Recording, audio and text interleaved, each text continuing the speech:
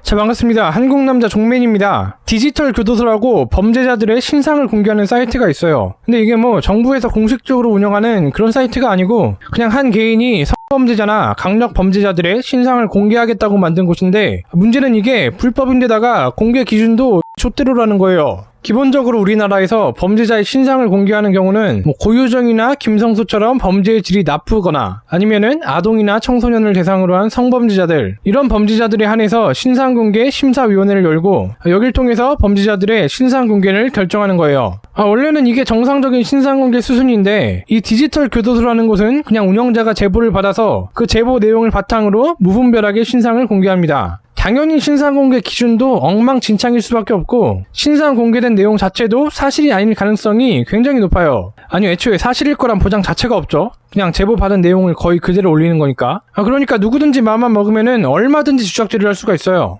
일단 이 디지털 교도소 사이트는 본인들의 목적에 대해 이렇게 설명을 해요. 대한민국 사법부의 처벌이 너무 솜방망이라서 자기들이 직접 범죄자들을 처벌해야겠대. 그래서 범죄자들의 신상을 공개해서 피해자들을 위로하겠답니다. 근데 이거는 말이 안 돼요. 일단 여기서 범죄자로 지목된 사람들이 진짜 범죄자라는 보장도 없고, 설령 진짜 범죄자가 맞고 범죄 내용도 모두 다 사실이라고 하더라도 그거를 왜 니네가 결정하냐고.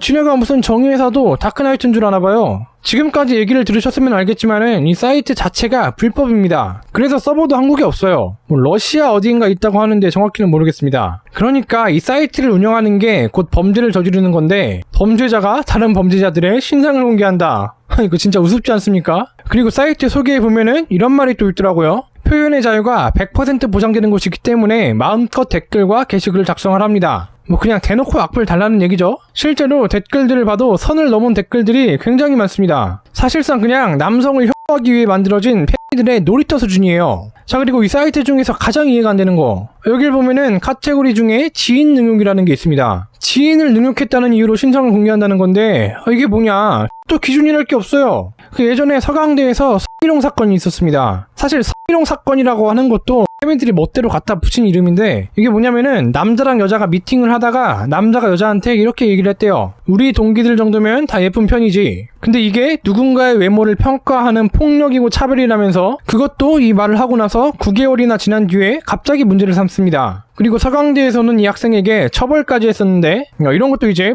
페미니스트 관점에선 지인 능욕이라고 할 수 있겠죠. 지인 능욕이라는 게 기준이 있는 게 아닙니다. 그냥 자기 기분이 나쁘면은 지인 능욕인 거고, 기분이 나쁘니까 신상을 공개하겠다 이거예요. 이게 진짜 말이 된다고 생각을 하십니까? 하다못해 법정에서 유죄 판결이라도 받은 게 있으면 또 모르겠어. 그랬으면은 그나마 어떻게든 이해를 해보려고 노력이라도 하겠는데, 이건 그런 것도 아니에요. 신상을 공개하는 근거라고 해봐야 카톡 몇 줄 캡처, 끼키야 이 정도의 수준들입니다. 그러니까 이게 어떻게 되겠어요? 얼마 전에는 아예 엉뚱한 사람을 공개해버리더라고. 어떤 격투기 선수를 밀양 여중생 집단 폭행 사건의 공범이라면서 아주 당당하게 신상을 공개했었는데 사실 아무 상관없었다는 거. 그 격투기 선수의 SNS는 거의 악플로 도배가 됐다고 하는데, 여기에 대해서 책임을 지는 사람은 아무도 없다는 거. 자, 상황이 이런데도 페미니스트들은 디지털 교도소를 쉴드치고 있습니다.